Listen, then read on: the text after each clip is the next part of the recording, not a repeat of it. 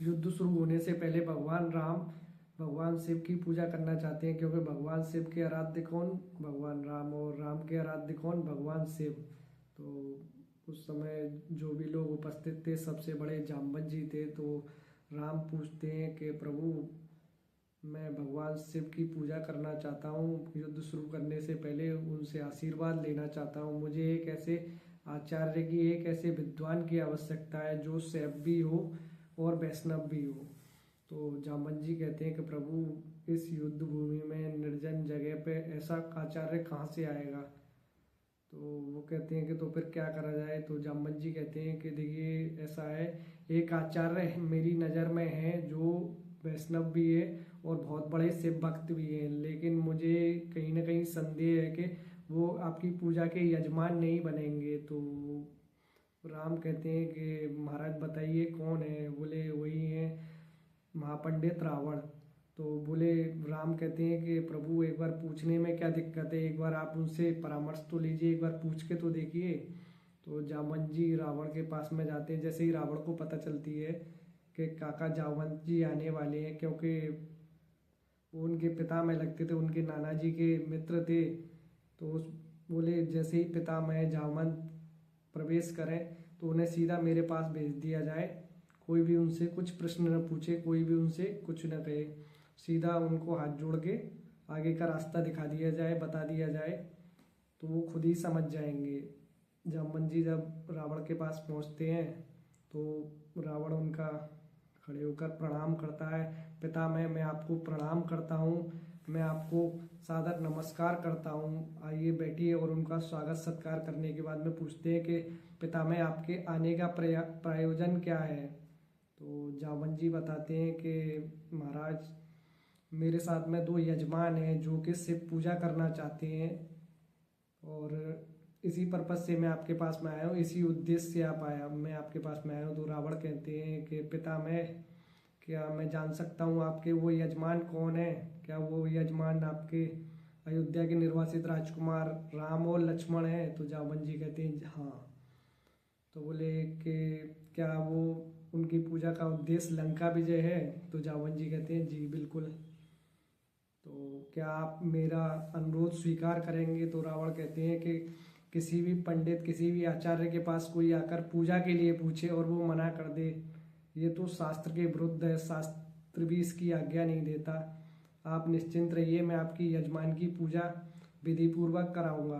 तो अब रावण आचार्य बन चुके हैं। तो जामवंत जी कहते हैं कि आचार्य, मुझे बता दीजिए पूजा के लिए क्या क्या व्यवस्था करनी है, क्या क्या वस्तुओं की संग्रह करना है। तो रावण कहते हैं कि देखिए पितामह, आपके जो यजमान है इस समय अपने घर पर नहीं है, जंगल में है, जहाँ के किसी भी सामग्री की व्यवस्था करना संभव नहीं है।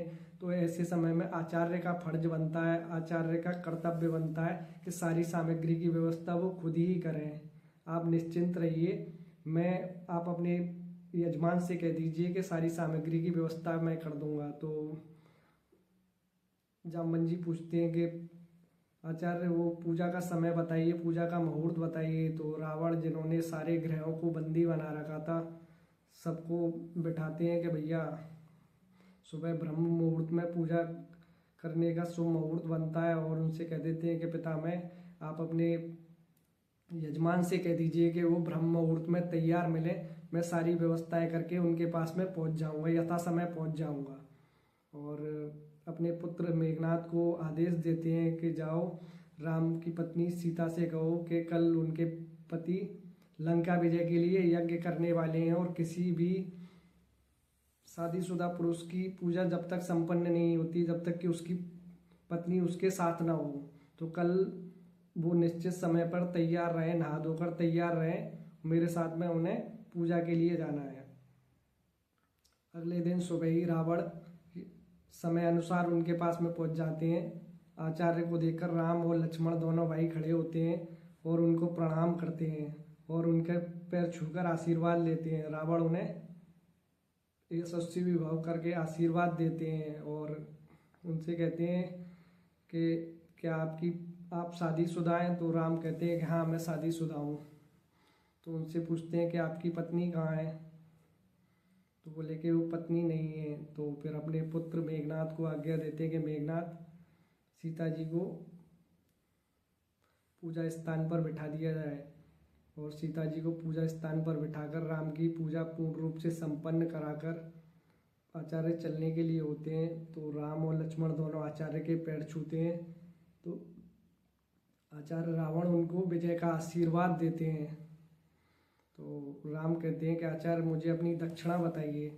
तो आचार्य कहते हैं कि मैं अभी दक्षिणा अभी नहीं बता सकता, मैं आपको समय आने पर दक्षिणा बताऊंगा। तो आचार्य कहते हैं कि प्रभु मैं रघुवंशी हूँ और रघुवंशियों के यहाँ रीति है कि वो बिना आचार्य को दक्षिणा दिए हुए पूजा उनकी सफल नहीं होती, उनकी पूजा स्वीकार नहीं होती। तो रावण कहते हैं कि कोई बात नहीं, मैं आपको बता दूंगा। तो वो कहते हैं कि प्रभु मुझे ये तो बता दीजिए कि आपकी दक्षिणा क्या होगी, क्या पता मैं उस समय आपकी दक्षिणा देने में समर्थ हुआ या नहीं हुआ। तो रावण कहते हैं कि जिस समय मेरा अंतिम समय हो, जिस समय मैं मृत्यु शैया पर हूँ, उस समय मेरे दोनों यजमान मेरे सामने उपस्थित रहें, यही मेरी दक्षिणा है। तो देखिए कितना बढ़िया चरित्र है रावण का।